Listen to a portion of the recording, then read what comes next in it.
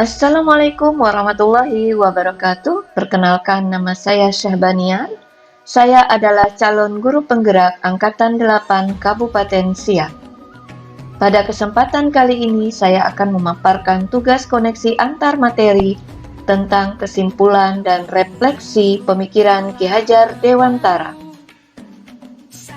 Dalam memaparkan tugas koneksi antar materi, saya akan meninjau kembali tugas kerangka pembelajaran pribadi yang telah dikembangkan pada fase ruang kolaborasi, refleksi terbimbing, demonstrasi kontekstual, dan elaborasi pemahaman.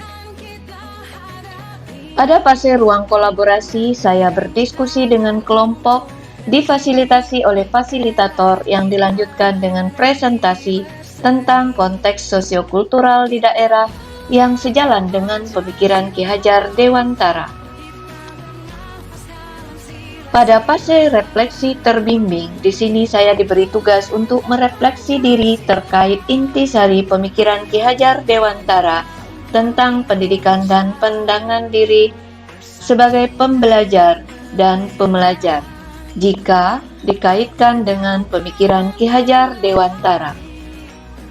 Selanjutnya, pada fase demonstrasi kontekstual, saya diberi tugas mendesain strategi dalam mewujudkan pemikiran Ki Hajar Dewantara, yakni terkait pendidikan yang berpihak pada murid. Dan yang terakhir adalah fase elaborasi pemahaman. Saya kembali berdiskusi secara virtual dengan teman-teman calon guru penggerak lainnya dan instruktur mengenai refleksi filosofis pendidikan nasional Ki Hajar Dewantara. Berikutnya, saya akan menyimpulkan dan menjelaskan mengenai pemikiran-pemikiran Ki Hajar Dewantara yang saya pelajari dalam modul 1.1, yaitu yang pertama, menuntun. Menurut Ki Hajar Dewantara, pendidikan yaitu menuntun segala kodrat yang ada pada anak-anak, agar mereka dapat mencapai keselamatan dan kebahagiaan yang setinggi-tingginya, baik sebagai manusia maupun sebagai anggota masyarakat. Tujuan pendidikan adalah menuntun atau memfasilitasi atau membantu anak untuk menebalkan garis samar-samar agar dapat memperbaiki lakunya untuk menjadi manusia seutuhnya. Dalam menuntun, Ki Hajar Dewantara menggunakan trilogi pendidikan. Yang pertama adalah Ing Ngarso Sung Tulodo, yakni di depan seorang guru harus dapat memberikan contoh atau teladan yang baik kepada murid-muridnya.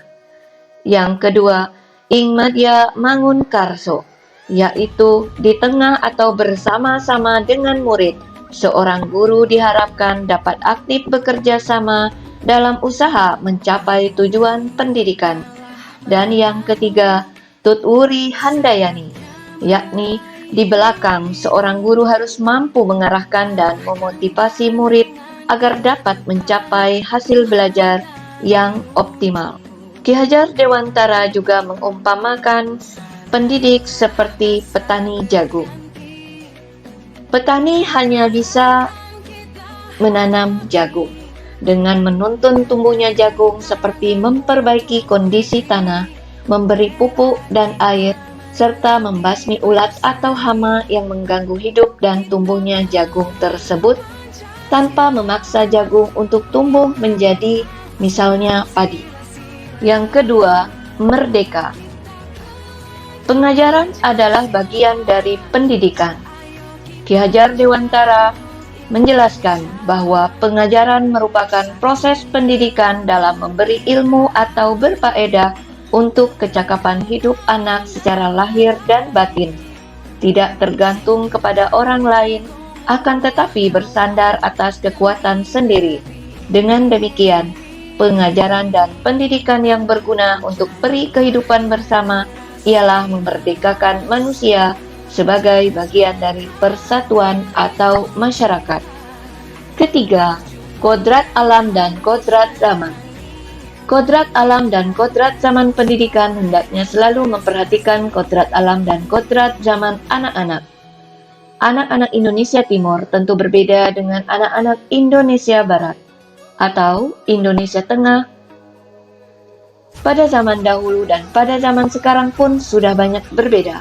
Perubahan zaman dengan kemajuan ilmu pengetahuan abad 21 menuntut kita sebagai pendidik untuk mampu menyesuaikan diri. Yang keempat, budi pekerti. Budi pekerti merupakan keselarasan atau keseimbangan hidup antara cipta, rasa, karsa, dan karya. Budi pekerti atau watak diartikan sebagai bulatnya jiwa manusia.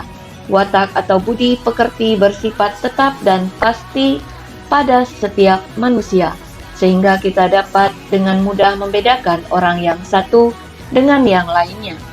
Budi pekerti, watak, atau karakter merupakan hasil dari bersatunya gerak pikiran, perasaan, dan kehendak atau kemauan, sehingga menimbulkan tenaga. Perlu diketahui bahwa budi pekerti, pikiran, perasaan, kemauan, sedangkan pekerti artinya tenaga.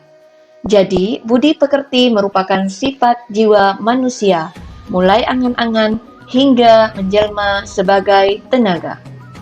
Dan yang terakhir adalah pendidikan yang berhamba pada anak.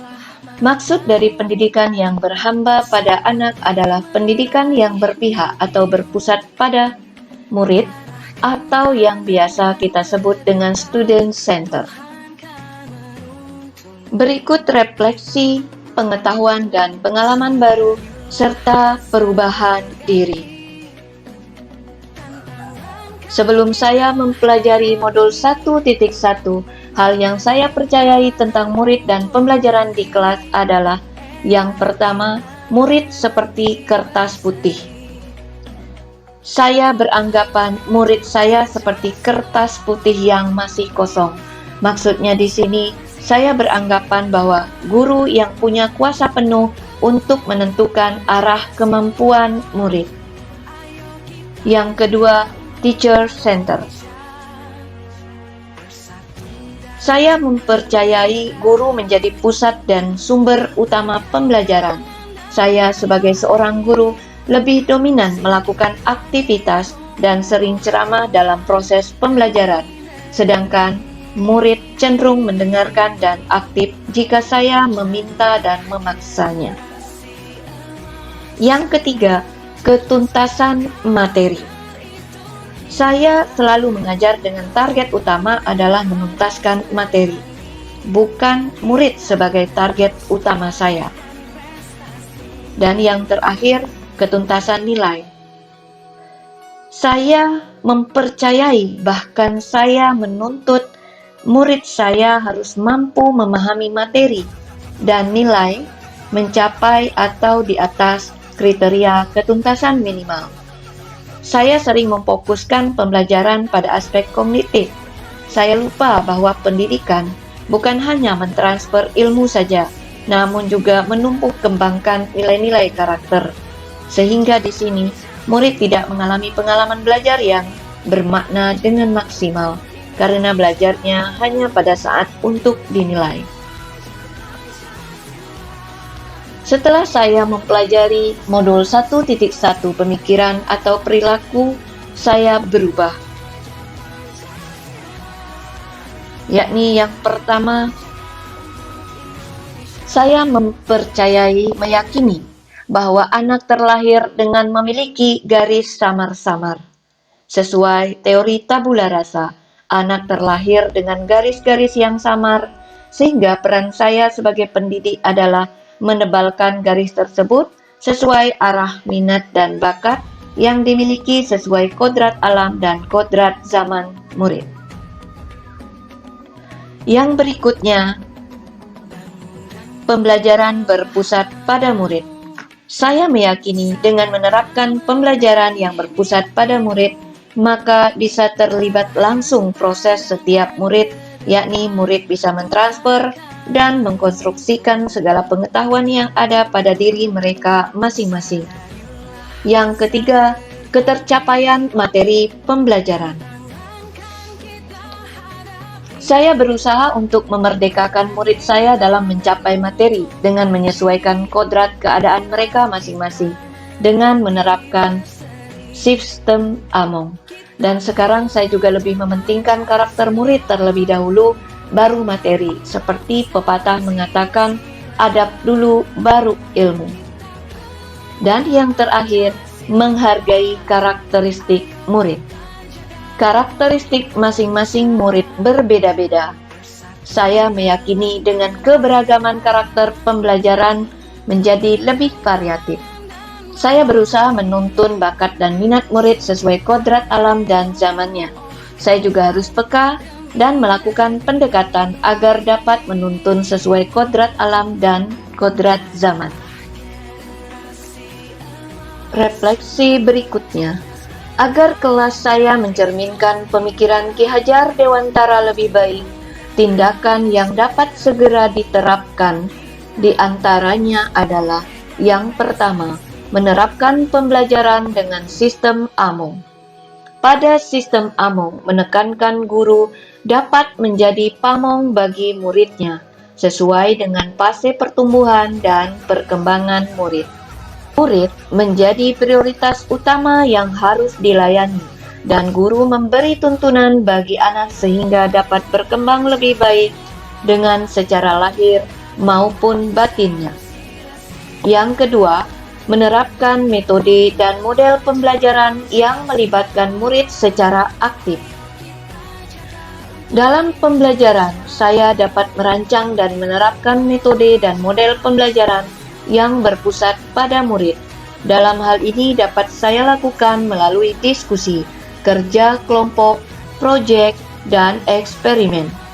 Saya akan mendorong murid untuk mengambil peran aktif dalam pembelajaran mereka, sehingga mereka dapat mengembangkan pemikiran kritis dan kreativitas mereka sendiri. Yang ketiga, menerapkan pendidikan berbasis karakter. Selain fokus pada aspek akademik, saya juga meningkatkan pengembangan karakter murid, yakni tentang nilai-nilai seperti kejujuran, disiplin, rasa tanggung jawab, kerjasama, dan rasa menghargai. Saya dapat mendukung perkembangan pribadi dan sosial murid melalui berbagai kegiatan di kelas.